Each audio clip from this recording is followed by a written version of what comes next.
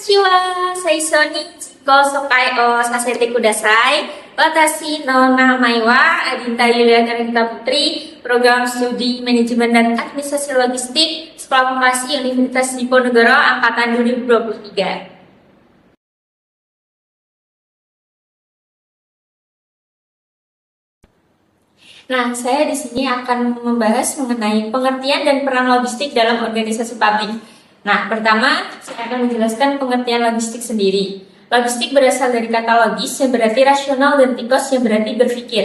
Logistik mempunyai banyak istilah seperti logistik bisnis, manajemen channel, distribusi, logistik industri, manajemen logistik, manajemen material, sistem respon cepat, manajemen rantai pasokan, dan manajemen pasokan.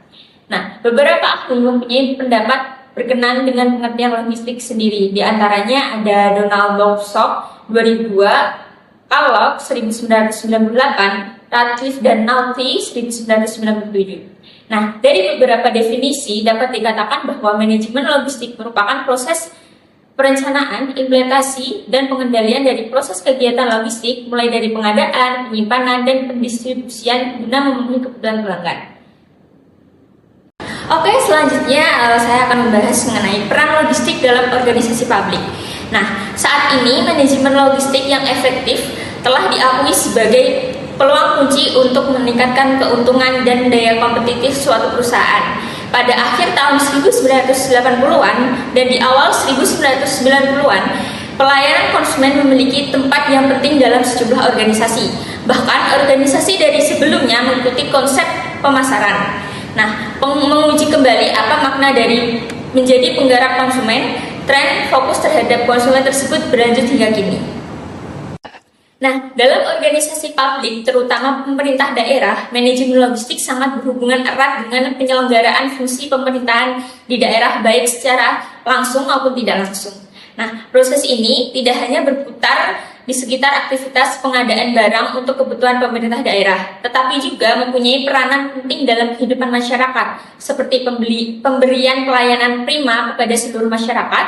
Nah, hal ini dikarenakan aktivitas manajemen logistik sangat menyangkut kehidupan sehari-hari yang berhubungan dengan pelaksanaan tugas pemerintah yang bersifat eksternal, yaitu pemberian pelayanan kepada masyarakat.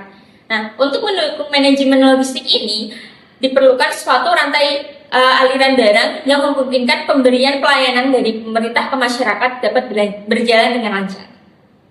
Nah, saya akan membahas selanjutnya mengenai perkembangan manajemen logistik dan supply chain management. Nah, manajemen supply chain adalah sebuah proses di mana produk diciptakan dan disampaikan kepada konsumen dari sudut struktural. Nah, sebuah supply chain atau rantai supply merujuk kepada jaringan yang rumit dari hubungan di mana organisasi mempertahankan dengan rekan bisnisnya untuk mendapatkan sumber produksi dan menyampaikan kepada konsumen. Nah, perkembangan logistik dari supply chain merupakan kolaborasi yang saling mengisi satu sama lain. Konsep supply chain yang relatif baru merupakan perpanjangan dari konsep logistik. Hanya saja, manajemen logistik lebih terfokus pada pengaturan aliran barang di dalam suatu perusahaan atau instansi. Sedangkan manajemen supply chain menganggap pengaturan secara internal tidaklah cukup. Nah, integrasi harus dicapai untuk seluruh mata rantai pengadaan barang, mulai dari yang paling hulu sampai paling hilir, atau sampai kepada pelanggan terakhir.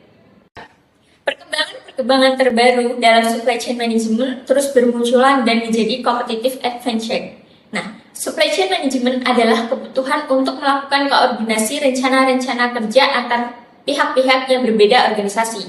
Banyak organisasi yang gagal mengimplementasikan supply chain management karena ketidakmampuannya melakukan koordinasi antar organisasi tersebut. Nah, konsep supply chain management didasarkan pada teori dengan konsep kontrol. Nah, di mana aliran material atau produk akan dioptimalkan apabila dikontrol dari suatu titik. Nah, sejalan dengan konsep ini, supply chain management merekomendasikan bahwa aliran material atau produk hendaknya dikendalikan oleh suatu pihak atau channel dalam supply chain dan semua channel yang lain mengikuti dan mendukung dengan memberikan informasi yang diperlukan. Tidak semua kebutuhan pelanggan dan produk dipertimbangkan ketika mengukur kinerja supply chain. Pendekatan menyeluruh memungkinkan perusahaan untuk berfokus pada segmen kerja utamanya dan menentukan target kinerja supply chain sehingga dapat dicapai perubahan berarti pada kinerja supply chain. Nah, banyak perusahaan terkemuka telah menggunakan pendekatan ini untuk memperoleh manfaat utama dari desain ulang strategi supply chain. Nah, sekarang adalah waktunya untuk memperoleh manfaat lebih melalui pendekatan serupa. Nah, tujuan yang hendak dicapai dari setiap supply chain ini adalah untuk memaksimalkan nilai yang dihasilkan secara keseluruhan. Supply chain yang terintegrasi akan meningkatkan keseluruhan nilai yang dihasilkan oleh rantai supply tersebut. Oke, di sini selanjutnya akan membahas perkembangan manajemen logistik sendiri. Menjalankan sebuah bisnis saat ini adalah sebuah kegiatan yang penuh tantangan. Berkembangnya permintaan oleh para konsumen untuk pelayanan yang lebih baik, berkualitas, dan keanekaragaman barang akan meningkatkan persaingan secara global, serta membuat organisasi atau perusahaan harus berpikir cepat dan tepat bagaimana cara mengatur kembali ke bisnis mereka. Perkembangan manajemen logistik dipengaruhi oleh globalisasi, rantai pasokan di mana peran teknologi informasi dan perkembangan pengetahuan mendominasi penting dan mengikuti kebutuhan customer sendiri. Berikut ini digambarkan perkembangan kegiatan logistik yang semula berdiri sendiri, lambat laun menjadi kegiatan yang terpadu dengan tujuan pelayanan terhadap customer, sehingga menjadi kegiatan logistik antar rantai pasokan atau supply chain yang perlu dikelola secara profesional. Hal ini disebut sebagai manajemen rantai pasokan atau supply chain management.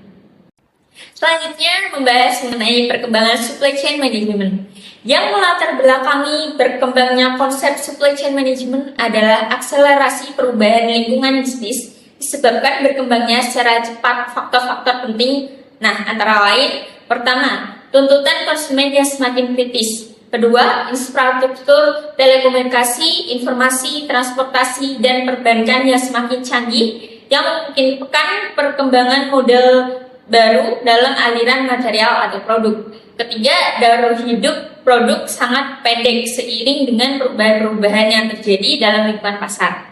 Nah, selanjutnya ada kesadaran konsumen akan pentingnya aspek sosial dan lingkungan dalam kehidupan. Menuntut industri manufaktur memasukkan konsep-konsep ramah lingkungan mulai dari proses perancangan produk, proses produksi maupun proses distribusinya.